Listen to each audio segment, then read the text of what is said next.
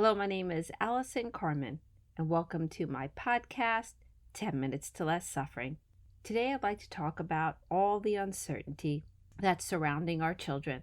I can't even begin to tell you of all the phone calls and emails that I've gotten about the upheaval and the chaos that many parents feel right now. And it's not just the parents that are feeling stressed, it's the children that are feeling stressed. There's so much uncertainty. I know so many people whose children are not able to go to college, who are learning online at home if they're in middle school or lower school or high school.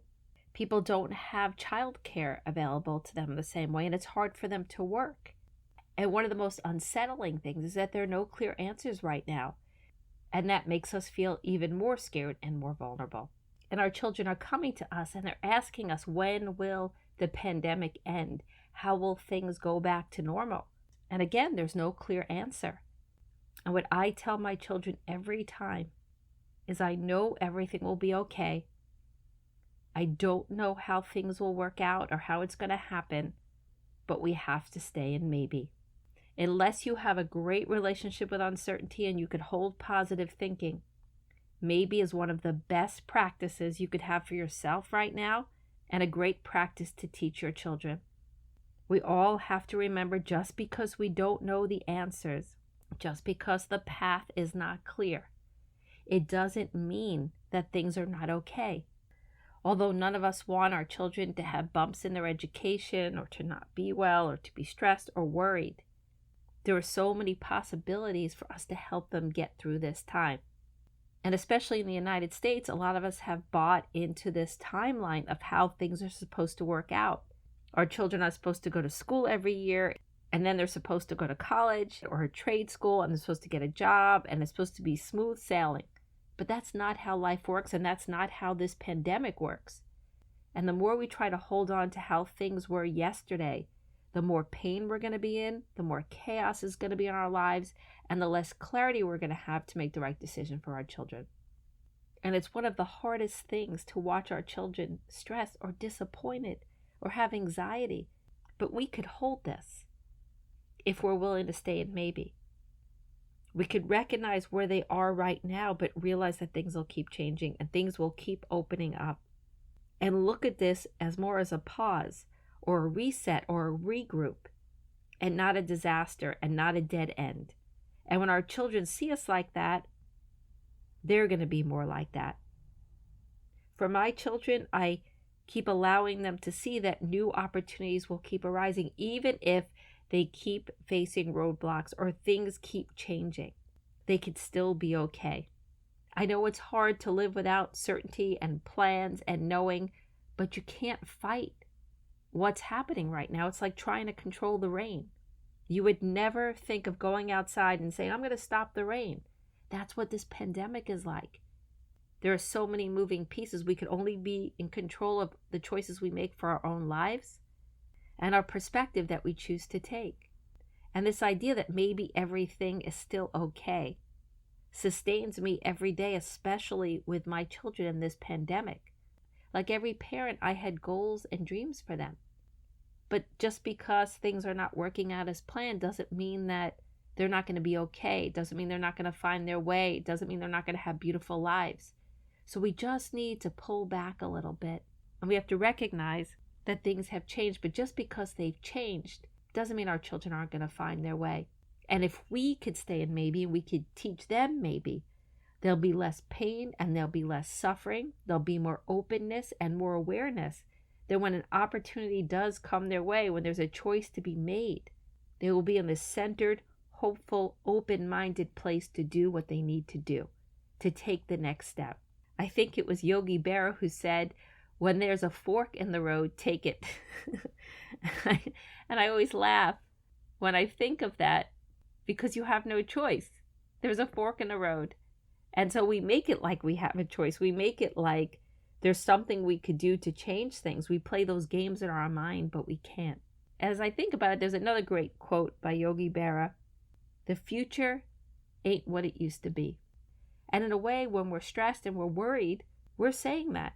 We're saying the future ain't what it used to be, but we don't know what the future will be.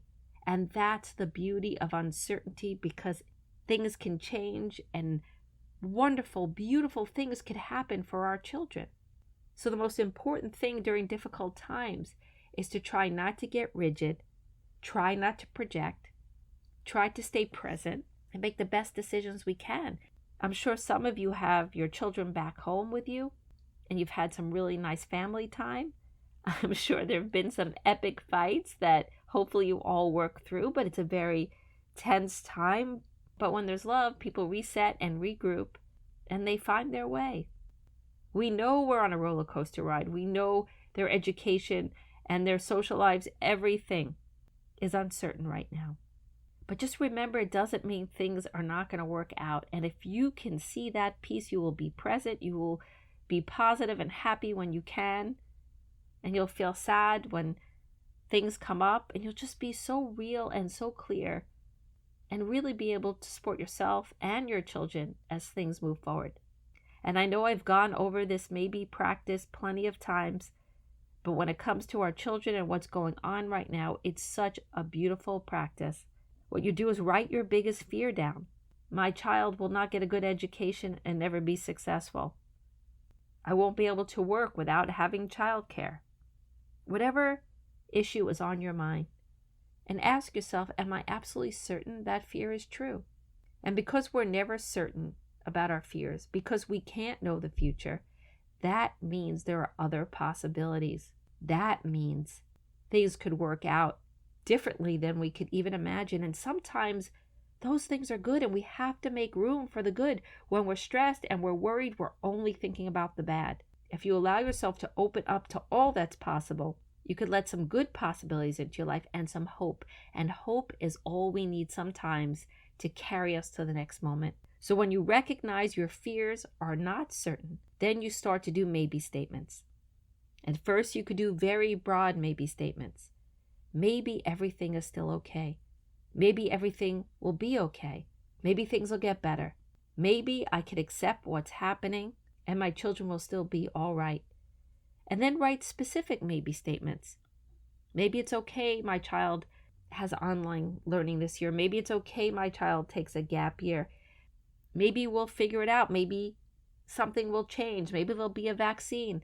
I don't know what's going to happen next. But maybe I'm going to figure it out over time. If you do these statements for 15 to 20 minutes a day, you're going to feel better, because you're going to recognize you're not doomed, you're not stuck, and your children are not doomed and they're not stuck. This is just a pause or a fork in the road, or just a different way to be and a different way to get our children educated. Maybe we'll figure out ways for them to socialize and deal with what's going on. And maybe we'll figure out something with our employer regarding childcare and how we could keep our jobs. Just stay open. The stress and the worry and the fear will lead you nowhere. I promise you there will be a day when this pandemic ends and our children will go back to school. And this experience that we're all having, how can we make it a learning experience? How can we make it an experience where there's joy, where we build resilience, where we figure out new things about ourselves and our children? How can we bring light into what we're feeling right now? I know one of the most difficult things in life is to be okay and to feel okay when our children are struggling. But what we often forget is our okayness and our ability to stay hopeful and open and stay in maybe will help guide our children, and will teach them how to deal with difficult times. It'll teach them how to deal with unexpected events. When they know life has maybe, they'll be more open, and they will find new possibilities and new ways to learn and to socialize and to be happy, even when unexpected things happen. So I hope you think about this idea of maybe and try to let go a little bit of how we thought this school year would be. And let's open up to new possibilities and new ways in order to get through this time. Life has maybe. You have maybe. Your children have maybe. And as you go through your days and you incorporate more maybe in your life, always try to remember one of my favorite maybe statements to help you get through the day. Maybe the best is yet to come.